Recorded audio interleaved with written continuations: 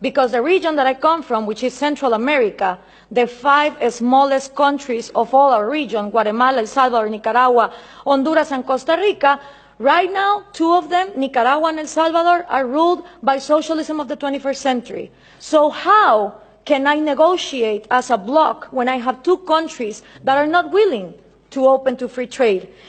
And for these 3 ways to work, you need to understand something about Latin America. I had 2 slides, 2 pictures, if we could put them on, please. The first thing is Latin America has always been ruled by dictators. Then Fidel Castro comes in, and he is successful in making a Marxist guerrilla.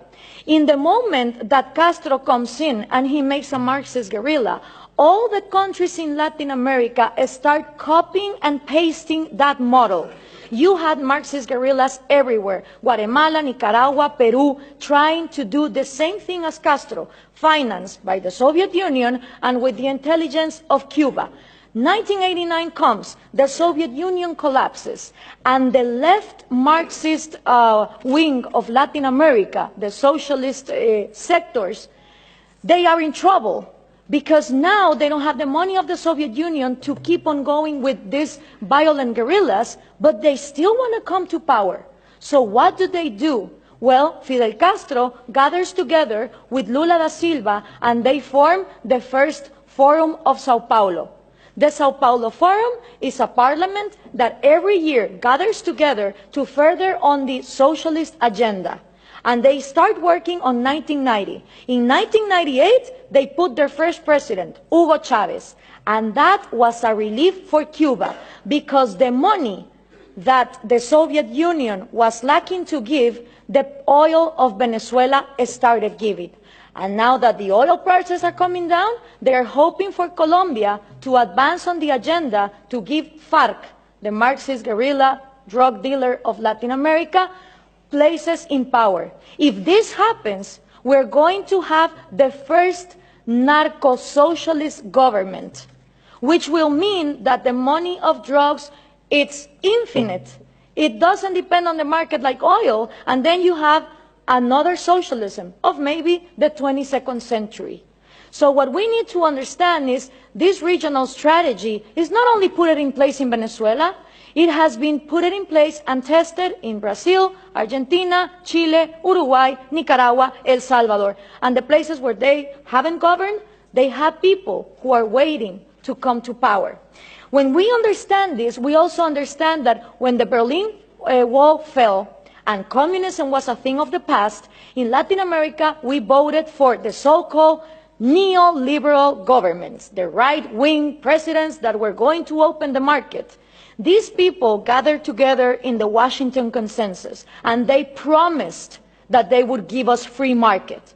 What did they do? They privatized everything. They privatized electricity, trains, radio stations, but they didn't liberalize them.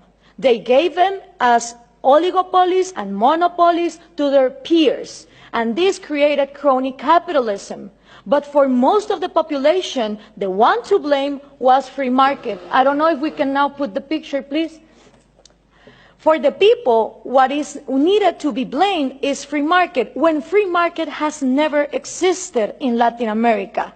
So it's always blaming the government, but expecting more government to come in and solve the problem, like this picture shows here. So what happened then?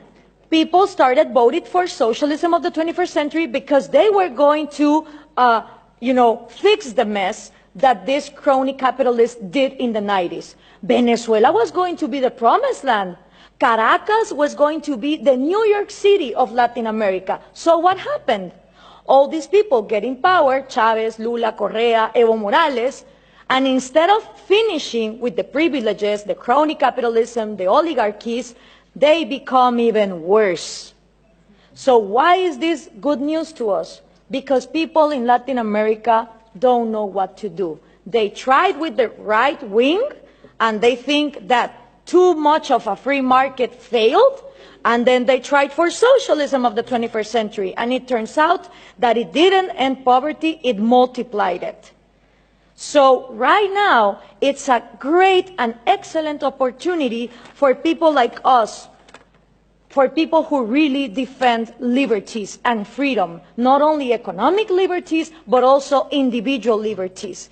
Because in a moment where there is frustration to the left and to the right, and everything has been tried, and all of them are statists who want to control the economy, is great news for people like us who want to defend freedom. The examples given here from different regions of the planet demonstrate that freedom works. So what we need to input from Europe to Latin America is the right messages. Those messages include that Scandinavia is not socialist, that we need trade more than aid, and in order for institutions to follow up, it's not about material equality, it's about equality under the law and the rule of law. Thank you very much.